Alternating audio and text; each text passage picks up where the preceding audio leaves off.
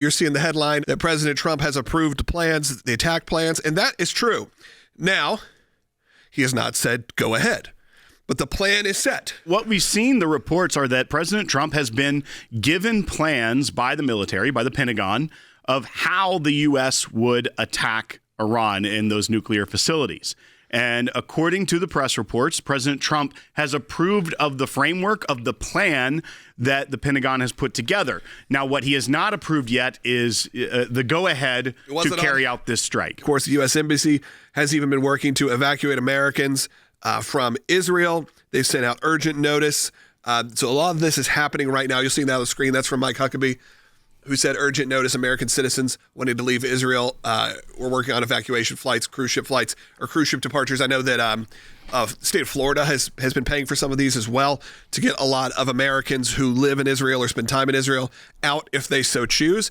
Also, Mike Huckabee, Ambassador Huckabee, put out a great text that he sent to President Trump. And that was a couple days ago, but I think it shows how important this is to him and how he was the right guy for this job to be ambassador of Israel, and really the most important time. This also comes on the heels of an attack of an Israeli hospital by Iran. Of course, they're using some of the reasons of why they feel that was necessary. Dad, I want to get your point of view, as it does feel a bit more chaotic this morning. Well, I think the intensity of what's about to happen is becoming a reality.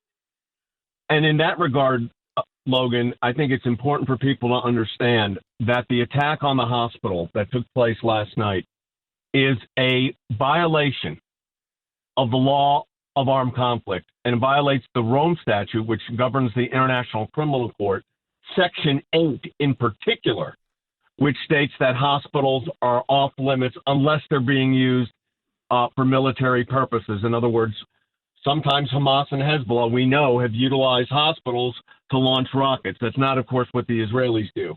Israel Defense Forces do not do that. So it is a complete violation of the law of armed conflict. It's a complete violation of international law. I instructed our legal team this morning to prepare what's called a protest letter that goes to both the United Nations and the Security Council, as well as the International Criminal Court. They're very quick, these entities, these international tribunals, they're very quick to attack Israel and to bring charges against Israel. I mean, they currently have Benjamin Netanyahu under indictment, which is absurd, but there you have it. Here, you have an attack on a civilian hospital, clearly violates the law of armed conflict and international law, and we've heard nothing from these international tribunals, and that's why we activated this morning our international teams to work on preparing the necessary documents immediately. And I'm planning on filing tomorrow. And by the way, you mentioned Ambassador Huckabee. I've been in communication with him this morning, and for about 2 hours back and forth. And look, I mean, I told him, I said, you have been called to this kingdom for such a time as this. There's no doubt in my mind that he was the right person to be the ambassador to Israel. None of us knew, of course, that it would be in this context of what we're dealing with. But he says, look, on the ground, things are tense, as you can imagine. But of course, he's fully supporting the administration, a part of which he is. He serves in the administration and believes the president has the right plans in place. I think so, Will. You got something? Yeah, I can tell you on the tip of your tongue. When you look at this strike on this hospital, and miraculously, no one was killed in this strike, and a lot of that has to do with the Israelis having the ability to warn and to try and prepare. But obviously, when a hospital is struck, that is a big undertaking of getting people to safety. There were 70 to 80 injuries, they're saying. But this is the hospital, one of the main places that victims of October 7th were treated. And we know that the jihadis love symbolism, that you can't lose the fact that when they strike civilian targets, it is to sow more terror. We know that Iran is the largest state sponsor of terror. And I think even that, pointing that out to people, makes it all much more important why we have to get this document to the UN and to these international bodies to try and point out what the Iranian regime is trying to do here. No doubt about it. And this hospital was in Beersheba. And of course, you know that those areas from Scripture. And these are the ancient lands of Israel. Here's what you have, though. Don't think for a moment that the Iranians did not target this hospital. This wasn't incidental fire. This wasn't something that wasn't planned. They planned to hit a hospital. By the way, they did a lot of damage to that hospital, and that hospital is needed, especially in a time of war.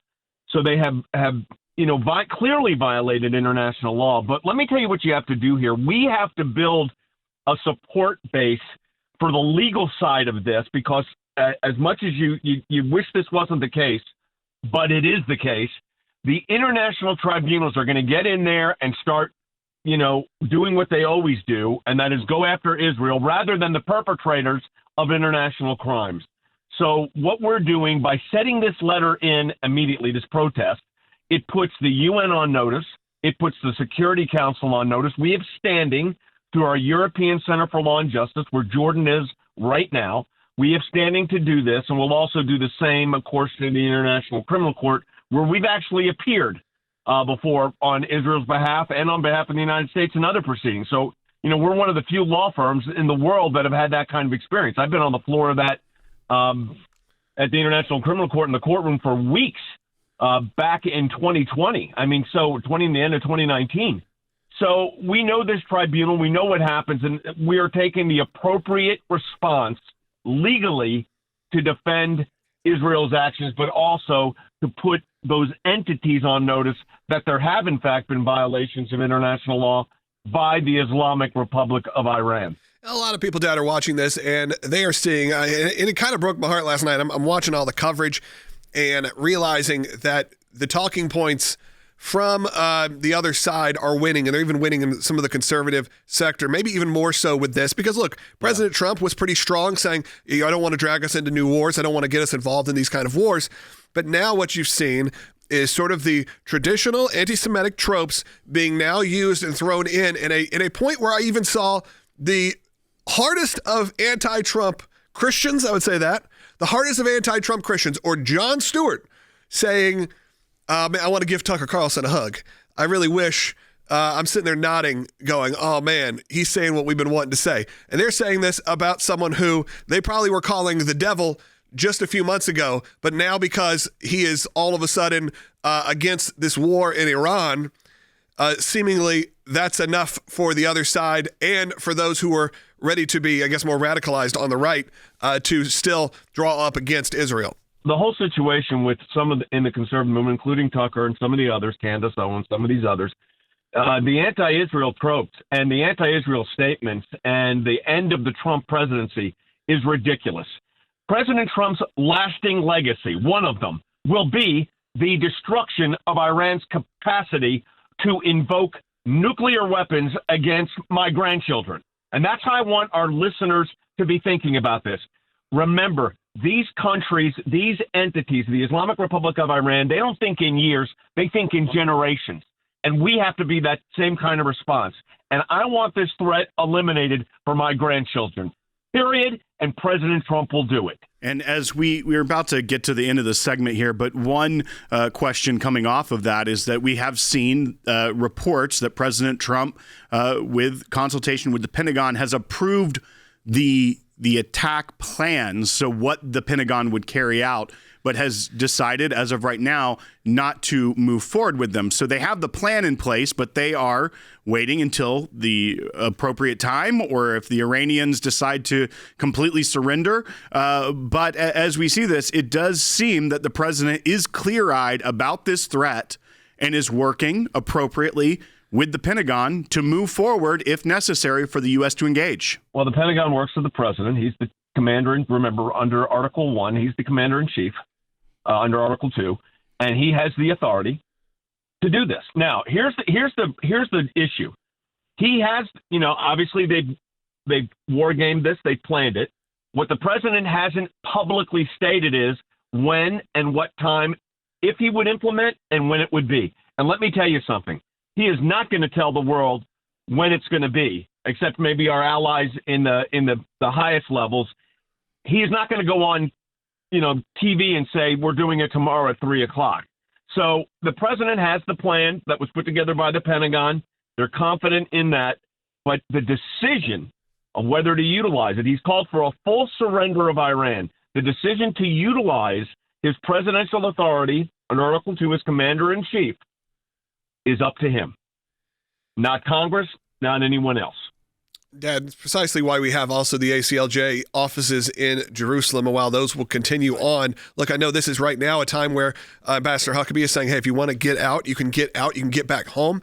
We do have Americans who live there, at least part-time, like Jeff Balaban, who is on the show every week. I was on the show yesterday, who do spend a lot of their time in Israel. And I think even Ambassador Huckabee's response to this, saying, essentially, I'm not going anywhere, is pretty strong because we need to have those voices. Yes. There's hundreds of thousands of Americans. I think it's 600,000 Americans or dual citizens in Israel right now that are American citizens as well. So Ambassador Huckabee, Mike's got a big job that he's dealing with, and he's dealing with it with a reduced staff because of the situation. But he's got complete command of his embassy and knows what to do. He knows the position of the United States. Obviously, he is an ambassador, which means through the State Department, but he works for the president. And he definitely was the right guy at the right time. And we need to hear his voice. I think it's very important that Mike be able to speak on this. But I also want to thank our ACLJ champions and members. We can't do this without you. And your support of this enabled me to make the call this morning to activate our teams on the legal side. There were reports that Israel had at least maybe an opportunity or sights on the Ayatollah early in their operation, and that the reports are that the administration said, don't do that yet. Obviously, you can take the New York Times reporting with a grain of salt, so not quite sure what the reality is there. But we also know that there has to be intelligence assessments. You have to know who comes next after the Ayatollah. If the people aren't ready to overthrow the regime and the son of the Ayatollah takes over. So even those considerations are what the administration is doing right now when they're having National Security Council meetings, when they're consulting with the intelligence community. It is all seeing how this plays out, not just in the next few days, but in the long term, and for not just the people of America and Israel, but the very people of Iran as well. Look, I think we should be clear is that the United States does not have a policy of regime change. I don't believe that we're considering that. I don't believe that's a discussion. I don't believe Donald Trump is going to do that. Israel is. They are having that discussion, and they have every right. They're in that neighborhood. It feels a little bit more pressure for them, I'm sure. But for President Trump, he doesn't do regime change. He wants to solve this peacefully. He's offered the Iranians a way out peacefully. But I think we have to assess through intelligence assessments. Remember, that's the key. It's all an assessment. It's not absolute. And so we have to look at this and figure out what's best for the United States. We are so excited to announce the ACLJ's brand new app, completely redesigned to provide you with the best tools available to partner with us at the ACLJ. You can watch the daily Secular program, sign the petitions, customize your ACLJ membership experience, donate with the click of a button, and receive up-to-the-minute critical updates that the mainstream media can't censor. Just scan the QR code on your screen or go to your phone's app store, search ACLJ, and click install. It's that simple.